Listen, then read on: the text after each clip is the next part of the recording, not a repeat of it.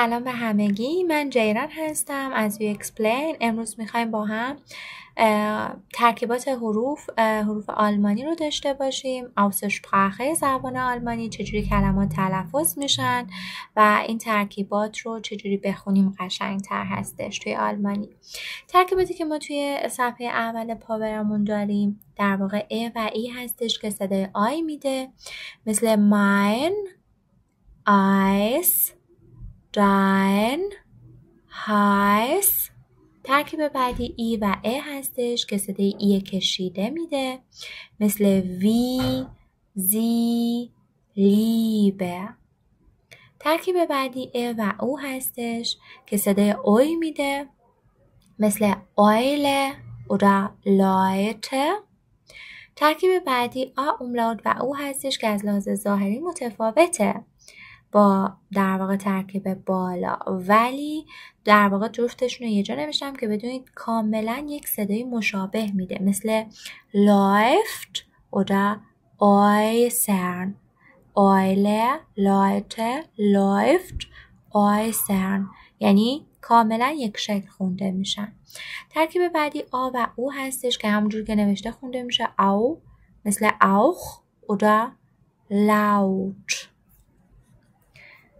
ترکیباتی که توی این صفحه داریم در واقع ت ها هستش، یک ترکیب که اگر این 4 حرف صدادار قبلش بیاد صدای خ و در غیر این صورت صدای ش میده. این شی که الان دارم میگم با شی که ما تو فارسی داریم بچه‌ها خیلی متفاوت هستش، در واقع ضعیف‌تره، مثل صدای نیش مار میمونه اینجوری، ولی با مرور و تکرار و تمرین میتونید راحت تلفظش بکنید، کار سختی نیست.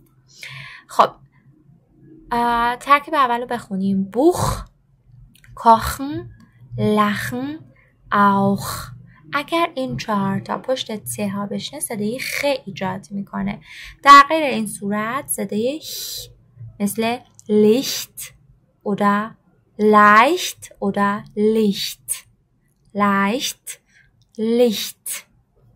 ترکیباتی که توی این در واقع ستون دارم اسپ، ست و ست ها هستش که با هم صدای ش، پ، ش، ت اون ش رو میده. بچه این اسپی صدای ش، پ میده، در واقع این شی که دارم تلفظ میکنم شیه که سکون داره، یعنی ساکنه روش، ش یا اش خونده نمیشه. مثل چه کلماتی؟ مثل sprechen oder Sport، sprechen oder Sport، Stunde، stimmt، Stunde، stimmt، نمیگم اشتونده، میگم Stunde، stimmt. oder SCH ها که صدای ش فارسی میده، مثل ش خودمونه، Schule oder Schade، Schule oder Schade. ترکیبات بعدی ما در واقع اس هستش، مثل در واقع این اس و ت برخلاف چیزی که تا حالا توی انگلیسی خوندیم کاملا برعکس هم خونده میشن. در واقع اس هر جا که بعدش حرف صداداری بیاد صدای ز میده، مثل ziehen oder sicher، ziehen oder sicher، و ت صدای ts رو با هم ایجاد میکنه، مثل Zimmer oder ziehen، Zimmer oder ziehen.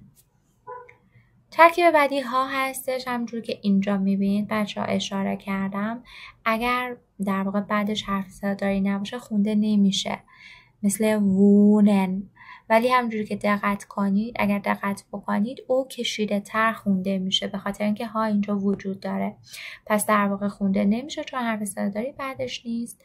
wohnen، ولی اگر بعدش حرف صداداری باشه gehen oder hören، gehen، hören، میبینید کاملا خونده میشه. sz oder doppel s oder scharfes s به این دوتا شکل دیده میشه، صدای سه میده همیشه، یعنی فرق نمیکنه بعدش چیزی باشه یا نباشه، مثل کلمه Spaß oder schließen، Spaß، schließen. pf با هم اگر شروع کننده یک کلمه باشه در واقع فیفا که بعد پیش بزرگ نوشته بشه، اینجا کوچیکه، عذرخواهی میکنم. فیفا oder Pflanze، فیفا oder Pflanze. بچه‌ها فی که اینجا دارم تلفظ میکنم خیلی قویه، حواستون باشه، با فی معمولی کوچولو فرق داره. ترکیباتی که اینجا نوشتم در واقع صدای غ میده. صدای غ ما نداریم تو آلمانی، صدای غ هستش، از گلو میاد و انگار که یه چیزی رو بخواین قرقره کنین، این توی گلوتون احساس لرزش بکنین، اون صدا رو ما نیاز داریم. و چه زمانی این صدا ایجاد میشه؟ زمانی که بعدش حرف صداداری وجود داشته باشه، هر چیزی، مثل Reise oder Rosinen، Reise، Rosinen. حالا کجاها اصلا خونده نمیشه یا صدای خود ر رو میده، جاهایی که بعدش حرف صداداری وجود نداره، مثل morgen oder Arbeit oder morgen Arbeit، morgen Arbeit oder morgen Arbeit و دسکت، یعنی فرقی نمیکنه، هر کدوم راحت ترین میتونین همونجوری تلفظ بکنین. ترکیبات بعدی این سه تا ترکیب اینه که بالش نقطه است و این نقطه ها تو آلمانی میگن umlaut و از ترکیب 2 تا حرف صدادار بوده در گذشته که الان به این شکل هست، راحت تر از لحاظ ظاهری، ولی خب یه ذره کشیده تر خونده میشن. umlaut همیشه صدای ا ایجاد میکنه، مثل Läden oder Äpfel، Läden oder Äpfel. در واقع umlaut صدای ا میده، مثل کلمه böse oder Löwe، böse، Löwe. umlaut یه ذره راحت تر هستش بچه‌ها. در واقع وقتی او میگین، اگر این لب‌ها رو خیلی به هم نزدیک بکنین، صدای میده، انگار یه لرزشی توی صدا ایجاد میشه و میخونمش über oder für، über oder für. ترکیب بعدی هستش که انتهای یک کلمه میاد. بچه‌ها معمولا کلماتی که شما توی آلمانی میشنوین که صدای آ دارن همیشه این شکلی هستن و اگر شما یک کلمه رو دیدین تو آلمانی که انتهاش آ نوشته بود، یا حالا خارجیه یا خیلی کم دیده میشه در واقع کلمه آلمانی انتهاش آ داشته باشه. دقت کنید اینا رو چجوری میخونم super aber oder، super aber oder، یعنی کاملا انتهای کلمه صدای آ میشنوید. ترکیب بعدی CHS هست که با صدای X میده. X برای آلمانی‌ها یک در واقع حرف خارجی محسوب میشه و کلماتی که X دارن هم به طبع خارجی هستن. یعنی من اگر بخوام صدای X ایجاد کنم از چه واژه‌ای، چه ترکیبی استفاده میکنم؟ CHS، مثل sechs oder wachsen، sechs oder wachsen. حرف بعدی اپسیلون هست، همونجور که از اسمش مشخصه صدای او umlaut رو میده و کجا او umlaut خونده میشه؟ زمانی که بین 2 تا کنسونانت، 2 تا حرف بی صدا باشه. مثل چی؟ مثل typ، ولی یه جاهایی هم صدای ای میده، مثلا معمولا کلماتی که خارجی هستن.